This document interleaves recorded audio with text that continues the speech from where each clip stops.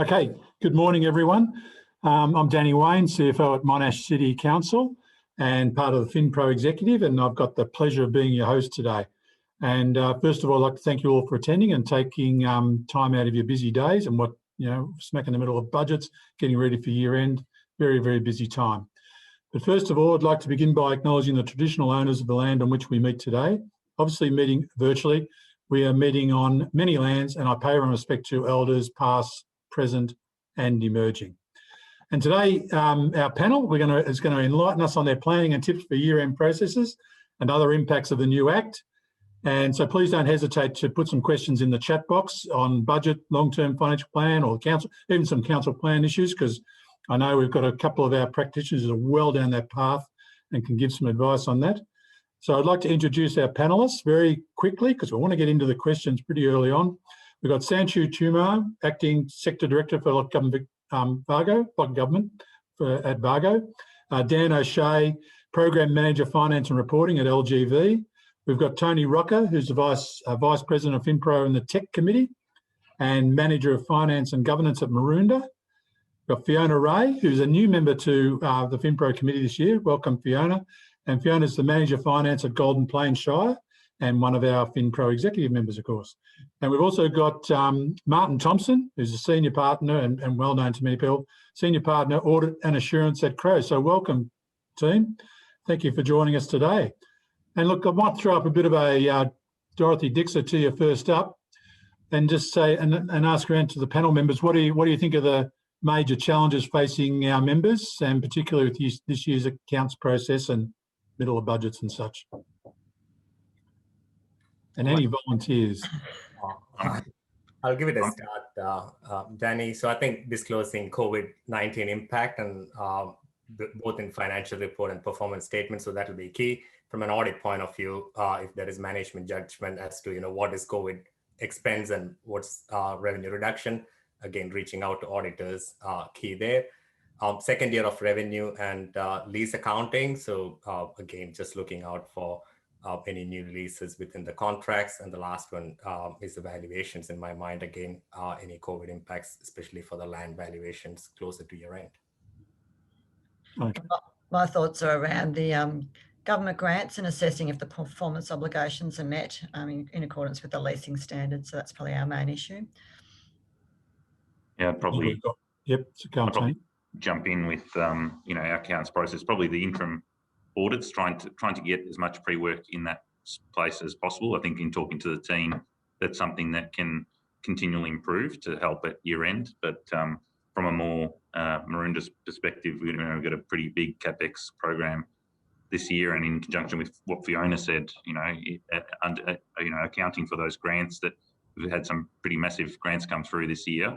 And in accordance with the new standards, trying to capture that, the performance obligations and recognising income at particular points. It's a big process for the team, and it's looked at on a monthly basis. And I think that's a big part of what we're going to be focused on come year end as well. So, yeah.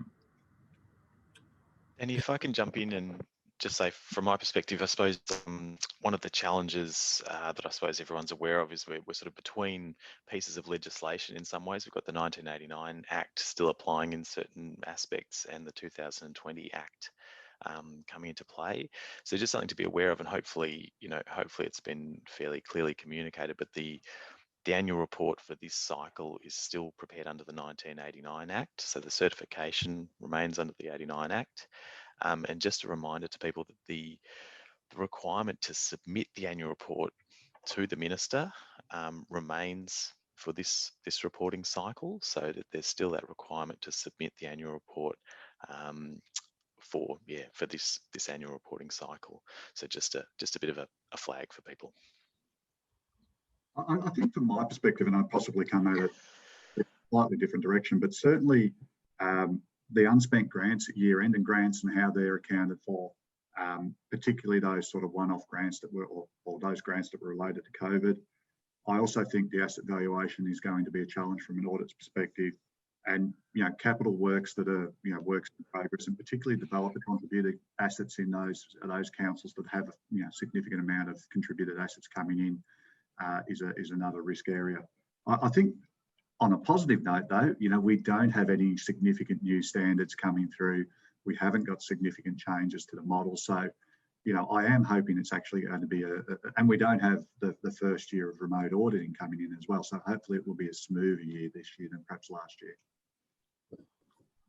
Thanks, Martin. And look, in our questions, we've got the pre-asked questions. I don't think we've covered the asset management too much. We might, if we can get a chance, we might come back to that and watch some of those challenges are later on.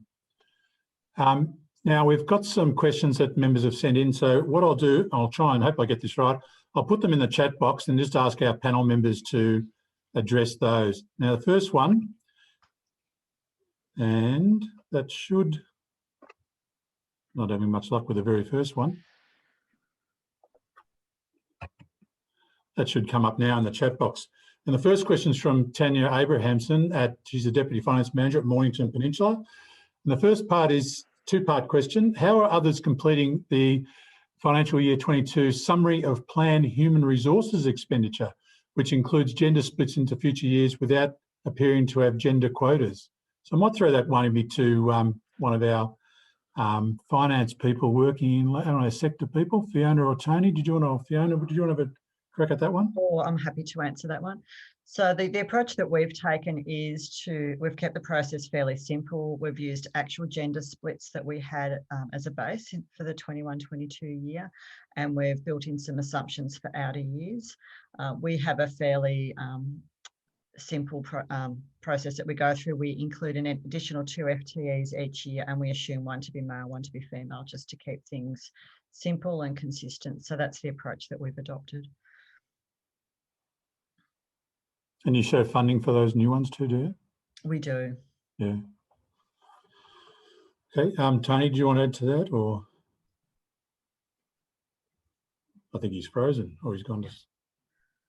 Can't hear you, Tony. I think his screen's frozen. We might just then move on to the second part of Taryn's question. How are others planning FY23 deliberative community engagement? So we might throw back to Fiona. Do you want to talk about that one? Certainly. So I guess we're in the early stages of our planning, but for the 23 budget, but we're considering offering a range of engagement forums. We're including published information in local papers and magazines, which is something that we've been doing up until now. Also on our website, offering some online sessions such as Zooming meetings and phone sessions. We also will have a lot of councillor contact at events and some casual contact with the public, such as coffee with the councillors type sessions, which we've started running this year. So we'll continue all of those processes. And we also had a lot of feedback into our council plan process as well, which we have that out at the moment for consultation with the current budget. So we'll continue those forums for the following year. Okay. Tony, your screen went blank for a minute there. Do you want to respond to either of those two parts of that first question? Oh, yeah, totally dropped out and then signed me back in for some reason. So, I missed part of your chat, Fiona, but from the human resources point of view, we're in discussions with the team as well when we've planned.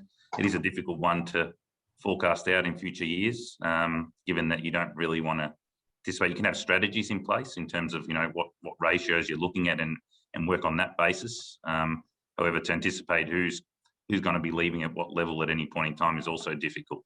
So we've really used our base, similar to what Fiona mentioned earlier in the conversation, and work from there and try not to, predetermine outcomes of any nature, but work towards, the ratios that we've forecast throughout.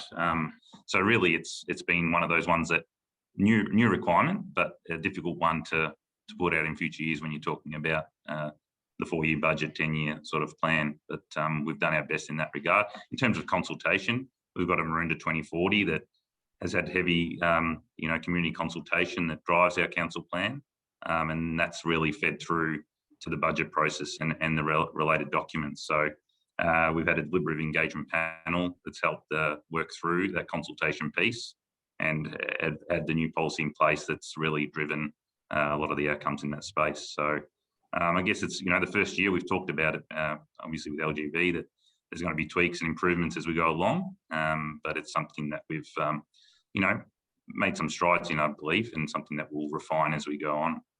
So, yeah. Thanks, Tony. We might just keep moving. We've got a few questions, and the next one, and I'll keep an eye on yours, Nathan, to come back to your question.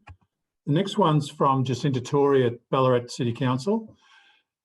I'm interested in how other councils are dealing with grants and other revenue now that we are a couple of years into the new standards, particularly how it is administered, identified, etc., and what processes are used. Now, we've got another revenue one after this too, so maybe Fiona or Tony, did you want to talk about that? And then maybe Sanchu want to come in? Maybe I'll invite the others, Martin or Dan, to add a comment too. I'm happy to jump first this time. I sort of touched on it in the first intro around grants, and we've got over 100 mil capital works program this year, so it's no mean feat. But in amongst that, if anyone's been reading the papers, we've had a couple of big car park projects that have involved federal government funding and have also been increased as part of the recent budget. So there definitely been considerations and impacts on us in how we manage that process. And really it's been around understanding those commitments, but on top of that, not recognising the income until, we really adjust on a monthly basis, determining, knowing what we're going to be spending in any point in time and recognising the income accordingly. And then everything else eventually sits as a liability depending on what the commitment requirements are. So really it's a pretty onerous process, I would say, for what you're trying to achieve, but it's something that we're really having to stay on top of given the nature of what we've been thrown at this year, which is not a bad thing to have. It's just it's something that we need to consider ongoing. So that's how we've managed it. It's really been a monthly process from the management accounting team to oversee that process and work very closely, or as close as possible, with the assets and project delivery teams to understand how projects are tracking. I think the biggest challenge there is obviously you adopt a budget that you forecast what the CapEx spend's going to be. And the idea is that you're intending to spend those dollars in that particular period. But as we know with projects, if that can change, and that also impacts where we thought we'd be recognising income in a period of time that may not necessarily take place. So then you've got an impact on your comprehensive result come year end that you probably hadn't foreseen being the case if any projects are delayed for any particular reason. So that's something that we've been mindful of, and also talking with our external auditors over the last couple of months as well. So it's something that I think where you've got some big grants coming through that should be considered quite regularly throughout the year. That's what we've been having to handle, and that's how we've been tackling it, I guess. Fiona may have other bits you may want to add. Yeah, we're very similar. We have a register where we record all of our government grants as they come through, and we capture all the information that relates to those particular grants, some key timeframes, key milestones, the funding we've received, and anything to do with the performance obligations. So we probably aren't quite as sophisticated as you. We're sort of doing a quarterly sort of review. And as you say, it's a very onerous process because we don't have any fancy systems that can do it for us. It's very manual, which takes a lot of effort from the staff. And all those last minute grants that are thrown at us, which we've had a couple last week as well. So you're constantly chasing your tail and updating information and reviewing your forecasts as well. So yeah, it's probably one of the most labour intensive processes that we have to do. Martin or Sandra, did you want to? Yep. I mean, just from an audit point of view, a couple of years back, the old accounting standard on revenue recognition was quite an easy one to apply. Now, almost every revenue streams are under one of the new standards. It is complex, and the process change, as both Tony and Fiona mentioned. That's the key piece, making sure there is an accountant looking at it from the accounting standard and accounting point of view. That's key to it. It is not an easy step, or it's not straightforward as to how it was accounted earlier. So again, what we see practically is identifying the the performance obligation upfront, going through the steps under the new standards, and having a position paper if the grant is significant, making sure that auditors and others are comfortable with the accounting treatment early. That's the key part. Yeah, I think there's some good points. I think it's always important to remember that the change in the standard only deals with the timing of the recognition of the income, so there's no measurement concerns.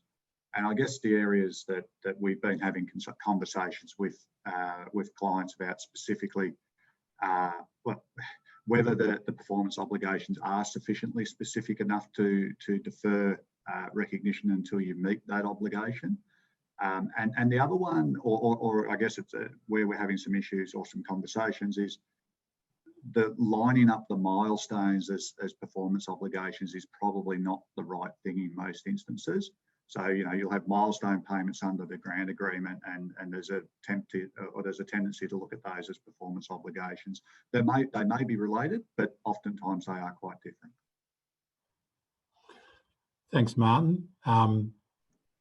We'll move on. Look, that's good question. Sorry, I was trying to put these questions in the chat box and I don't think it worked, but I'll try the next one.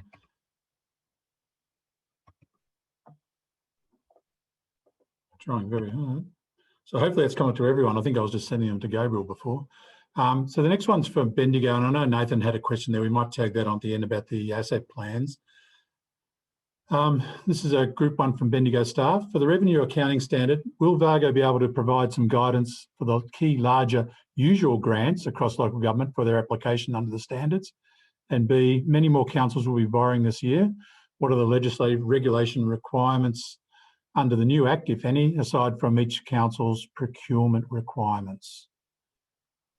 Yeah. So, Sanju, do you want to talk about that first part? Yeah, so we recently looked at both Working for Victoria, which we looked at last year, and also the financial assistance grant from Commonwealth. And they're selected basically because it's pervasive across the sector, material to the sector as well. So Working for Victoria grant, no changes from our last year's assessment. The grant should be recognized in full on approval of the grant application. So it did not fall under 15 because there was really no distinct goods or services being provided by council. So that was, and we took it through a technical consultation as well, and they confirmed it this year as well in terms of accounting. And if I think back to last year, through one of the monthly updates, we did sort of put that position out there, and there was still some changes when the actual accounting happened, and most of it was not material. So we picked it up as audit adjustments in the end, which then flew through to the Parliament report and came through as management letter points as well. So that's Working for Victoria grant. The financial assistance grant, again, we have concluded that the grant should be recognized to the extent the council has control over the asset, which is the cash, whereas if it is yet to receive, then not to account for it. We are also looking at few other department grants. Again, it is tricky, some of those grant documents. We were looking at a grant, DHHS grant, where we found some funded activities had specific targets, whereas some did not. So the same grant document might actually have different accounting treatment for parts of it. So what it's all saying is, yes, we will be able to sort of provide high level guidance, but it is on a case-by-case basis. Again, echoing Martin's comments, just looking at how specific the performance obligations are, and just because there is milestones, it doesn't mean that actually means it gets parked. All of that. So looking at each of the grant, especially the significant ones, on a case-to-case basis is the key. Thanks, Sanju. Part B of the question, I'll throw that open to the panel. Many more councils will be borrowing this council year. What are the legislative regulation requirements under the new Act, if any, aside from each council's procurement requirements? So I might throw back to maybe Fiona or Tony first up, of what their thoughts are on that. And then maybe I don't know if Dan wants to chip in there in terms of the new Act. Do you want me to go, Fiona? Yeah. Far away. Yeah. I guess we're one of those councils that have borrowings proposed in our proposed budget that's currently out for consultation. My understanding, and anyone else can jump in, that the only requirement under the new Act, section I think 104, that discusses around having the borrowings as part of your proposed budget out for consultation. And then there's another section 95, I think, around the if you haven't put it in your budget, then you need to put a revised budget if you're intending to borrow down the track. But other than that, I think it would fit under the procurement requirements in terms of how you go out and receive quotes to obtain borrowings. So outside of the Act requirements to go to how in terms from a budget perspective, I think the rest is within your procurement and your cost to borrow. Obviously going through best value and trying to achieve the best outcome for council. And some councils would alternatively have also their own borrowings policy that I'm sure would take that into account. So Fiona, you may want to add to that too. Yeah, that's really all that I could find as well, that the only requirement is to include in your budget. And yeah, we have a borrowing policy as well, which we follow. So that's really all I could find. Danny, just quickly, that's certainly consistent with my understanding is, yeah, you just need to have the borrowings in either your budget or a revised budget. They're the key legislative requirements, really. I suppose the only other thing to say would be there are indicators, both in the local government performance reporting framework and VARGO have indicators. So I'd just say if you are considering borrowings, it's worth looking at those indicators and what the impact is on those in, I suppose, future periods going forward of those borrowings. Thanks, Dan. I might just go back, since we're on with the Bendigo questions. Nathan Basillo put a question on before. I'd be interested if there's any movement with LGV for more guidance, or it might have been a working group that was flagged for the asset plan. That's a requirement under the Act coming up. So Dan, did you want to maybe make a comment on that? Yeah, sure. Thanks, Danny. Good question, Nathan. My knowledge or updated knowledge of this is limited. I understand in the implementation matters newsletter that LGV sends around, we did announce that there's going to be a working group formed around this requirement for an asset plan. So I understand we're looking to get people with relevant expertise onto that working group. I'm not sure exactly the status of that at the moment. Yeah, I'll have to follow up exactly where that's at and get back to you in terms of the working group and the progress. What I would say is there's some better practice guidance that LGV has issued previously in the asset management space. So although the requirement for an asset plan is new and there's some new requirements in the legislation, hopefully we're not starting from scratch completely in this area. There's sort of a bit of a base to start from, and hopefully we can build from there in terms of the requirement to have the asset plan in place by next year. Thanks, Daniel. I might just go to the next one, and there's a couple of questions. We've got to keep an eye on the ones that are coming on the chat box. Shana Johnny at Acting Finance Manager at Gannawarra would you know if the superannuation guarantee increases are going ahead? I'm assuming that if the increases proposed are not blocked by legislation, it will be going ahead. And actually, I'll put those in. I've got the rates there. If someone wants them, I might chuck them on at the end for people. But they're the super guarantee rates. Proposal increases up to 12%. So, anyone like to answer that question? Fiona, you?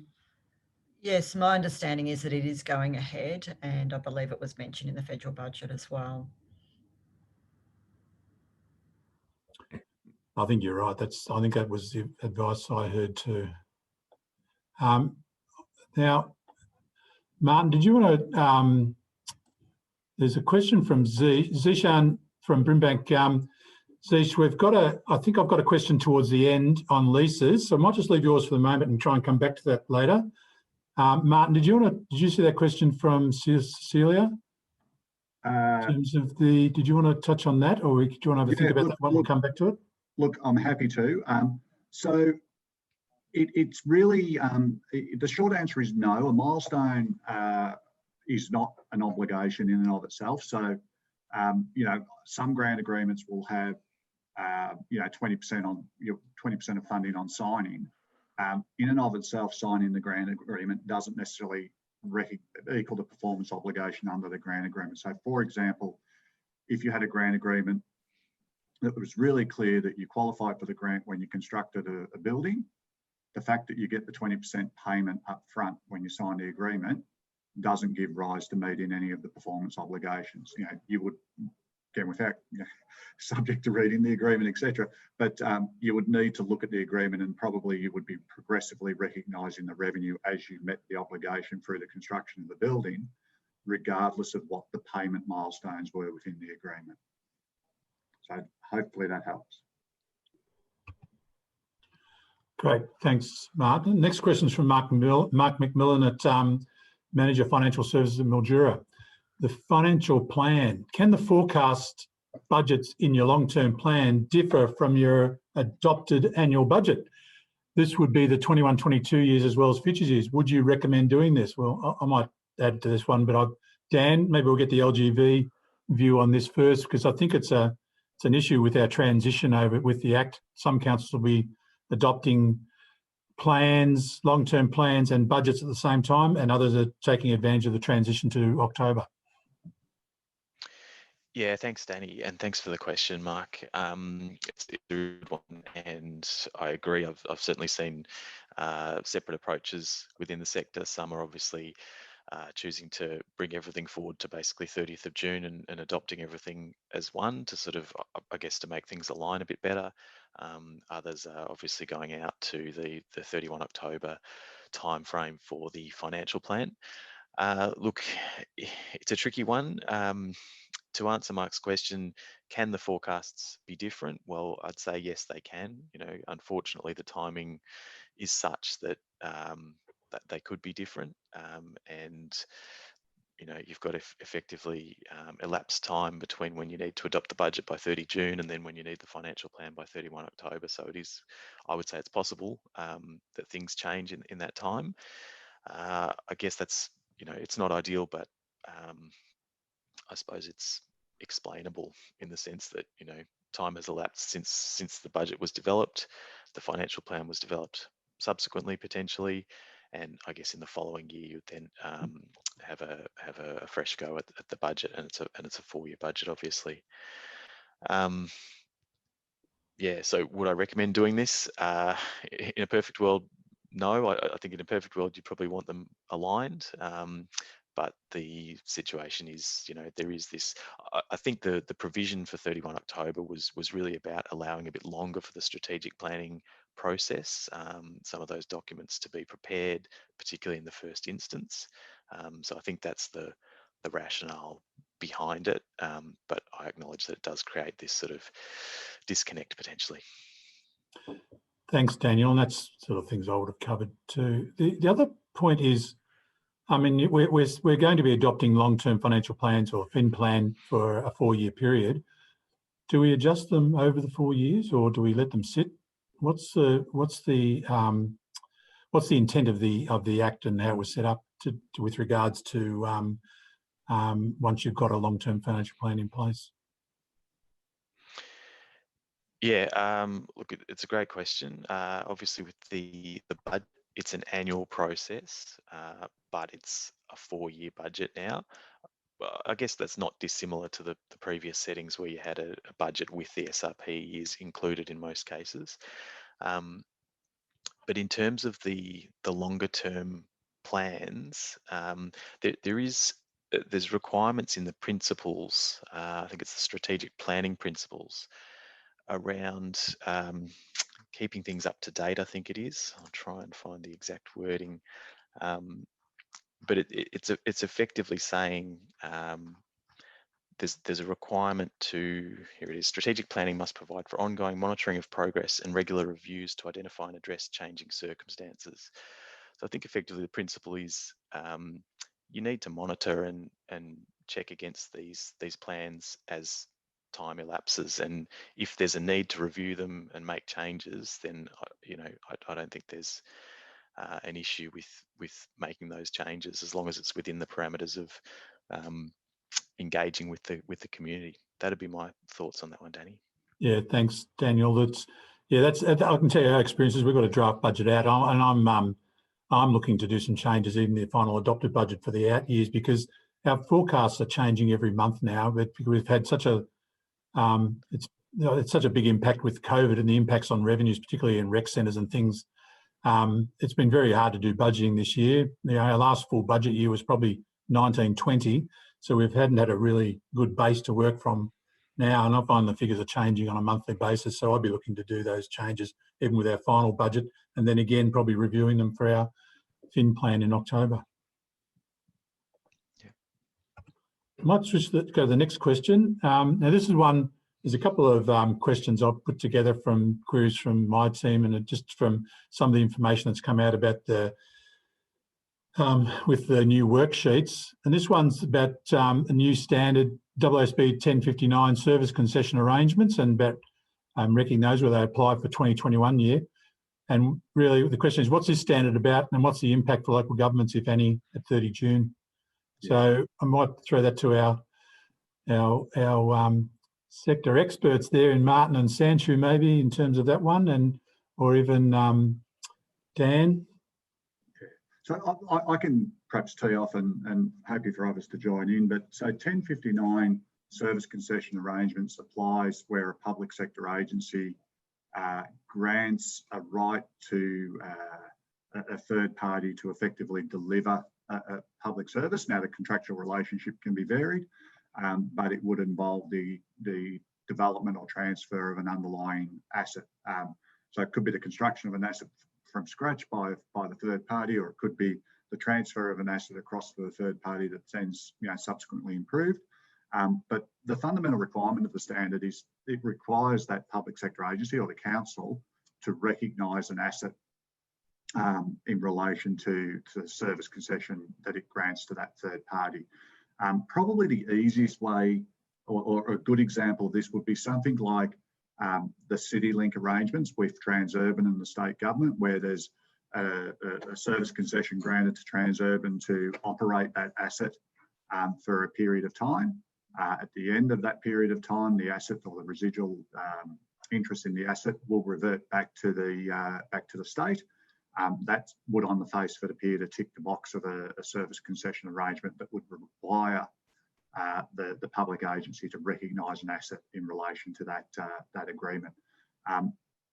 We did, and as part of the working party group in the model accounts, we did have a bit of a think about this in the local government context, and couldn't really come up with any examples at the moment that would be in that space. So your typical example of your rec centre or your just leisure and aquatic centre that's been administered by or managed by a third party doesn't fall into this arrangement. Because obviously you actually retain that asset on balance sheet. But if you were, potentially, the type of thing that could trigger it is if you went out to a process and you gave a third party operator the right to operate something that was providing a public service. They had to build, construct the asset, manage the asset, deliver the service. That could be the type of area where you would trigger this sort of, where this standard would kick in. And obviously the impact is to bring on your balance sheet the asset that's been used and delivered, effectively being used to deliver your service. Hopefully that helps a little. Yeah, that was comprehensive. So actually, two of my examples also went in there. I could only think of an aquatic center being constructed and maintained as a potential if that comes into play in the local government space. That's the only one I could think of as well. The state government example, what I had was the Department of Transport and the high capacity metro train, similar arrangement to that CityLink. So that's a crux of that standard, but I haven't seen anything come up in the local government sector. Thanks, Sancho and Martin. Tony, do you want to add something there? Or Well, I was going to say the only one, and it's just off the top, the only one I can think of that may come up down the track is where councils may be jointly procuring a waste service where they may jointly invest in a build or construction of a facility that is run by the entity and then handed back at the end. But that's something that may come down, in the future with maybe alternative waste projects, depending on how it falls in terms of roles and responsibilities. But that could be one that comes up down the track that I could just think of. As we were talking, as Martin explained that, it sort of made sense that it could be something that comes up down the track.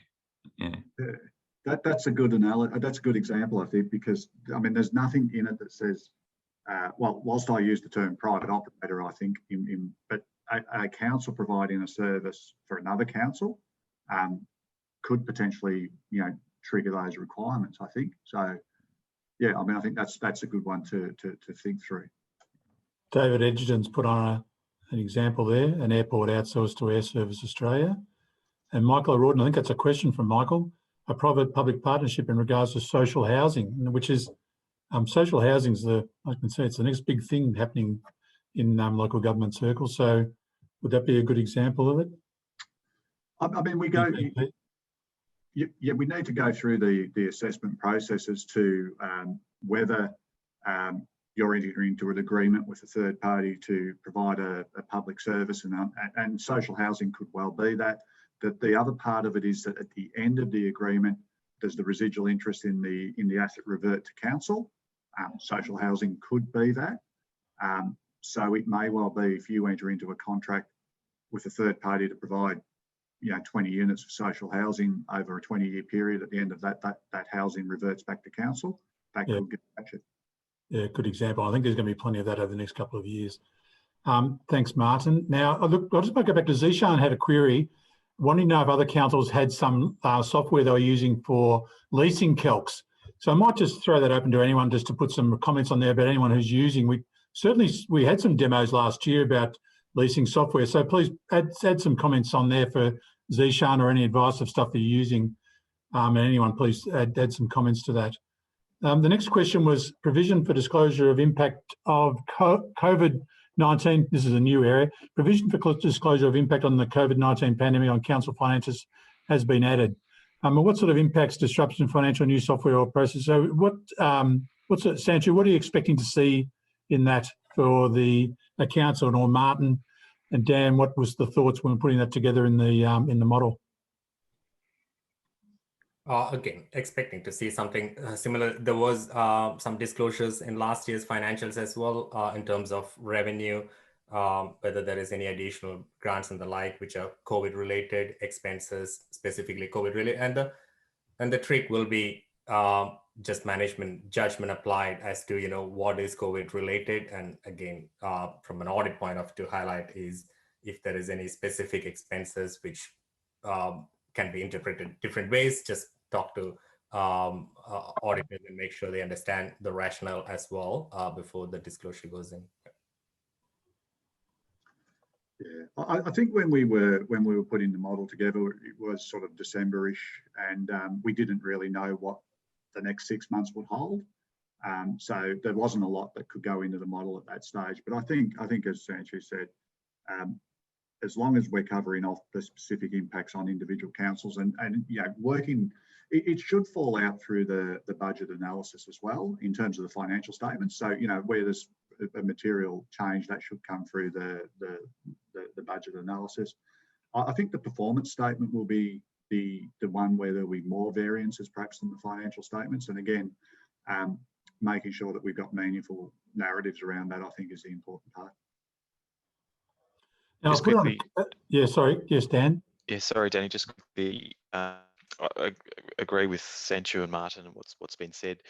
In the model itself, we did sort of include just some high-level ideas of what the impacts might be, but it is tricky in a model to sort of address the nuanced impacts at a local level. So that's why we've sort of guided for councils to use some discretion in what gets disclosed. Now, the next two questions I put up there, look, more generally, they're about 2 new tabs in the workbook. And is there any tips about how we should use those, or I know they're good information. Is there any particular tips? Martin, you're probably the architect of those. What? Yeah, look, no tips as such, but a warning. So we have put some checks and balances in the model this year. I think the key issue there is, so let me just take a step back. So the balance checks page is really just designed to highlight anywhere where the details in a note aren't consistent with the details in the financial statements. The risk with both the formulas in the model financial statements and the balance checks is that where we change any of the disclosures, there's a risk that we'll potentially corrupt the formulas in that process. So I think the balance check page particularly may give you some false positives or false negatives. I'm not sure what's the right word is actually, but it may give you some things that are out, but it's only out because you may have changed, added some lines in, that sort of stuff. So I think they're useful, but please don't 100% rely on them, because I think it doesn't completely replace the internal quality review that you need to undertake before providing your accounts to the auditors. Would be really happy to get feedback on how they have worked and how the formulas have worked as we go through this process, because it's fair to say there was quite a bit of conversation as to whether we should be adding those into the model or not. So I'd be really keen to see whether, as a sector, you found it useful. Thanks, Martin. Now I see there's a few responses to Zishan's query on leasing. So I might throw to this question, which is, we've had a year or maybe even 2 years of working out how to report on leases, and particularly those big leases. We've used the examples of the waste leases as the waste services leases. And Flo's open to the panel, but what has been the pitfalls, or maybe Sanchu, just say what's been the pitfalls with regards to the way we've reported leasing information, and what sort of things we should be getting better at now?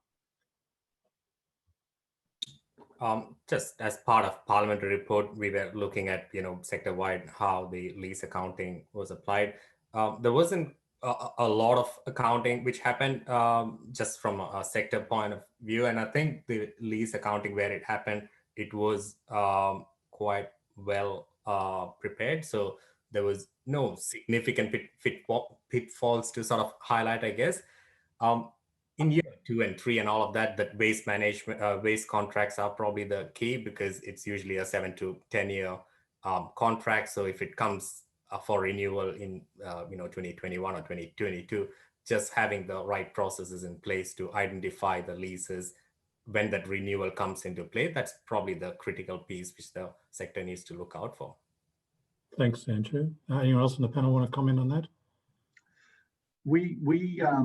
And it wasn't a local government client, but we did pick up one of our clients who's fallen into the pitfall of using the vehicle value as the asset value for a motor vehicle lease when they had I think they were 3-year leases. And obviously the value of the right of use asset is only the value of the use of the vehicle over that 3 years. It's not, so we're not debiting an asset equal to the vehicle. So what they were doing is they were sort of working it backwards and getting these crazy interest rates implicit in the lease agreements. But important when you lease a vehicle, if you're only leasing it for 3 years and then you're handing it back, it's only the value, which very shorthand calculation or estimate of that is what's the price now and what's the residual value at the end of the 3 years. And if you've got a vehicle that's worth 40,000 and the residual value at the end of 3 years is 20,000, then shorthand, your right of use asset is the 20,000, not the 40,000 vehicle cost. And the 20,000 is the difference between the value at the start and the value at the end. I'm not sure whether I explained that clearly. Thanks, Martin. Thanks, Sanchu. Look, we've got one more question sent before the meeting, so I'll put that up, and I might ask Tony. I haven't given him any time to have a look at this one, but maybe an answer on the run. From Rosanna Vonberg, the accountant and business partner at Pyrenees. With regards to AASB 1058, could you please clarify the determination of prepaid rates in terms of the rating period and citing a few examples? Now, I know Tony's an old rate collector from way back, so come on, Tony. Thanks, Danny. Well, firstly, who prepays their rates? But but I know that it does happen. And I guess from if I use Maroondah as an example and talking to our revenue team, a lot of the time it's either through arrangements, like there's some councils that provide the direct debit options that ratepayers can set up their own arrangements, and sometimes it does flow through that they've slightly overpaid going into the following year, or that someone's done it, the ratepayer's done it by mistake. I guess the question's, I'm assuming it's coming from an unearned income perspective, and from a materiality point of view, a lot of the time, and Sanchu may want to add to this, whether we're going to be cleaning that up at year end for an amount that may not be as material, but typically we do have a suspense. Some councils would have a suspense account for amounts that have been overpaid and hold it as a liability, with the idea that you would pay it back, or if they've way overpaid. But a lot of the time you're following it up pretty quickly with the ratepay if it's been done by mistake. If it's through that direct debit process, a lot of the time it gets cleaned up in that first payment going into the next year, because you're adjusting that first payment to be a lower amount as they're making their repayments throughout the next financial year. But I think from a materiality point of view, and I'm not sure, what magnitude you could be facing at any point in time, I wouldn't say it should be a big issue, and hence probably, Sanchu, you're not covering it from an audit perspective greatly either. Sanchu, sorry, we might come back to this when we've got time, because we've got a bit of a special treat. Sanchu's teed up now. He's going to do a bit of a presentation for us, a few key things about benchmarking, key messages, and some other administrative matters. So he's going to cover those off. And if we can we might come back to finish off. We've got a bit of time. We've got about 11 minutes left, and I know Sanchu wants to get this information out. So Sanchu, we might throw over to you. Thank you. Can you see my screen now? It hasn't come up yet. Now it's coming up. Yep, just switch on to your presentation view and we're right.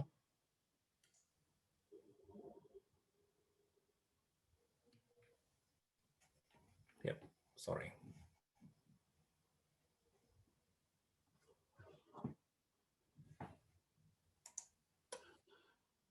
Yep, so I won't take too long. So very short presentation, got a 3-point agenda. I'll talk through 2020 LG report, WAGO data dashboard, touch on 2021 audit focus areas, which a lot of it is already discussed, and run through a few very, WAGO updates and admin matters. So the LG report, I just want to sort of pause and take a minute here. So we tabled the report in March 2021. So the report summarizes the results of financial reports and performance statement audits of 79 councils. We looked at sectors' internal control matters, summarized the results. So if you actually want to find common management letter themes coming out of other councils, do look through this report. You find those themes coming through. And in the report, you'll also find financial analysis, including impacts of 3 new accounting standards last year and COVID impact.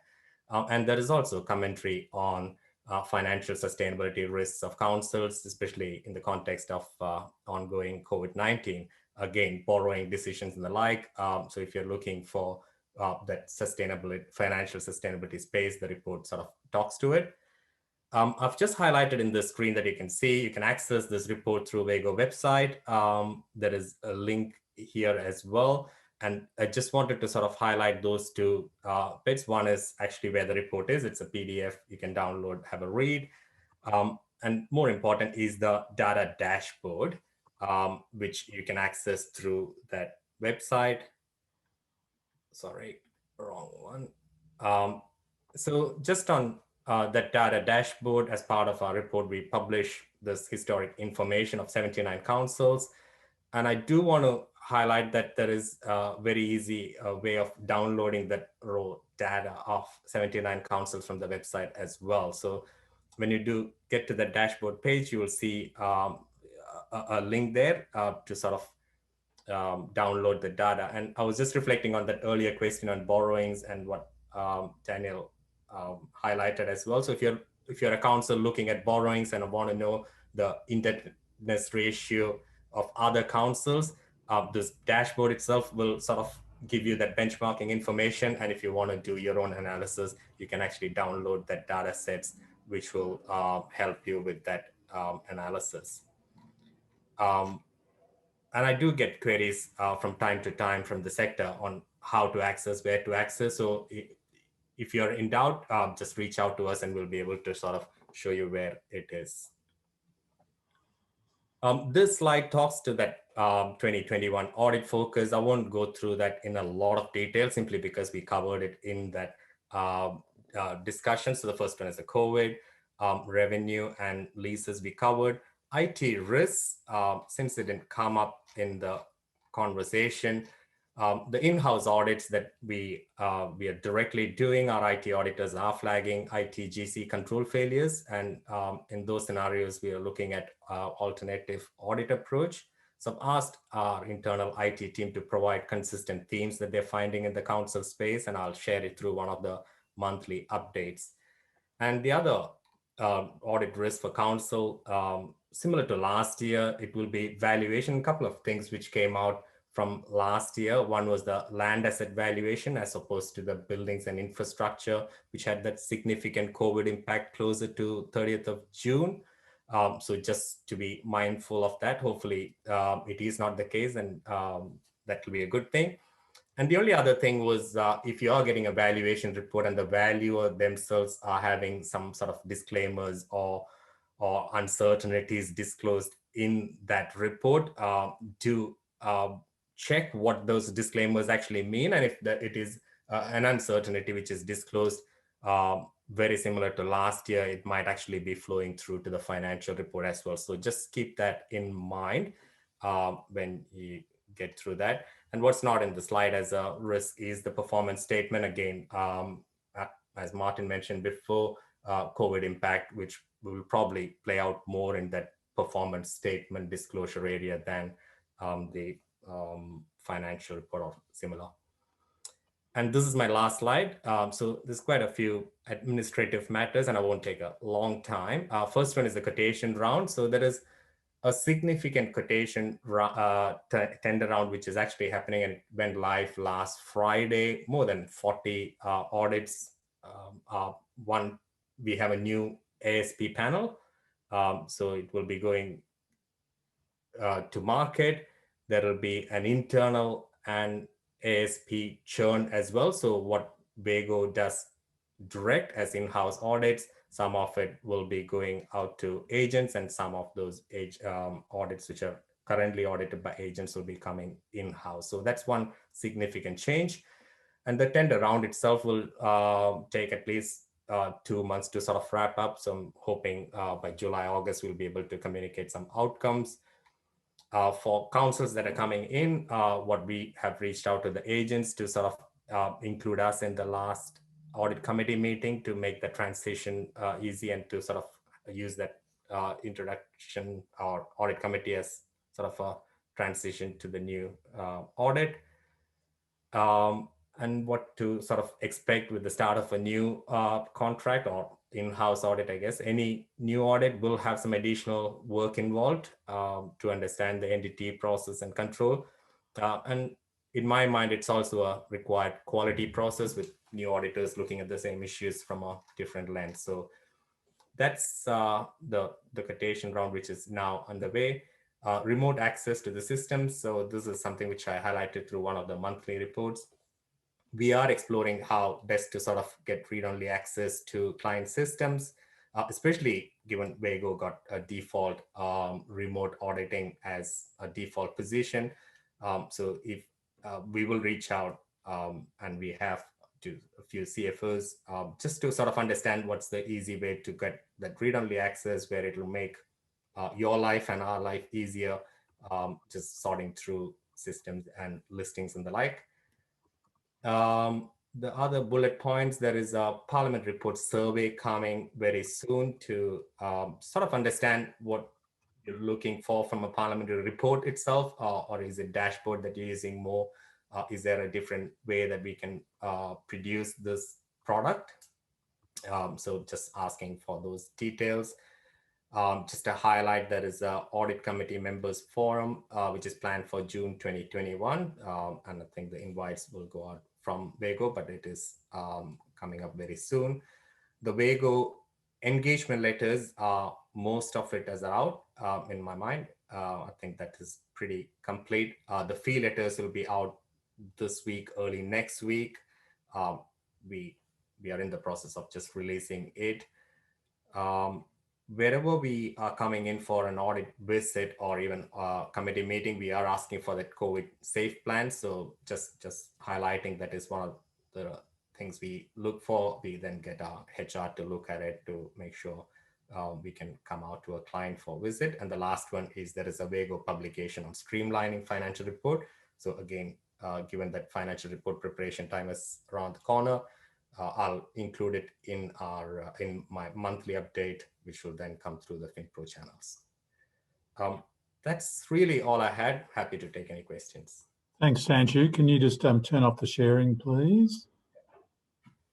Now, and also just in the chat box, I put in the first two, question 2 and 3, which we talked about the first, which were addressed earlier, just for completeness, so you've seen what all those questions were. I think we've addressed all the other queries, and thanks to those people who added to Zishan's query. So unless there's any other questions, I just might throw to the panel. Is there anything else you guys wanted to add, or maybe one last tip for people in terms of the year-end accounts? I might give some advice. We've had Vargo as our auditor for several years, so and we're looking for a change. We've been advised there's going to be a changeover. So if anyone who gets Vargo as their direct contractor, come and tell me, and I'll give you some tips on how to deal with them. And always had a very good relationship though. And Sancho, does that mean we're going to miss you in the future? We won't see you at Monash anymore. I mean, the relationship is all what matters, whether it is us or through audit service providers. It's always, good to sort of reach out if you have any queries. It's a very open WAGO office. And sorry, I better just finish off, and I did cut you off before. Faisal Mahmood asked the question to follow up on the prepaid rates question to Sanchu. What was your view on that? And sorry, I cut you off before to get to your presentation. No, so in my mind, that is a liability. I haven't, from an audit point of view, as Tony mentioned, I haven't seen a lot simply from a materiality point of view, but just looking at it, prepaid rates, where will it land in a financial report? I would go more as a liability on an income type accounting. Great, thanks, Sanju. Look, thank you very much to the panel. We've finished just on time. Thank you very much for your time.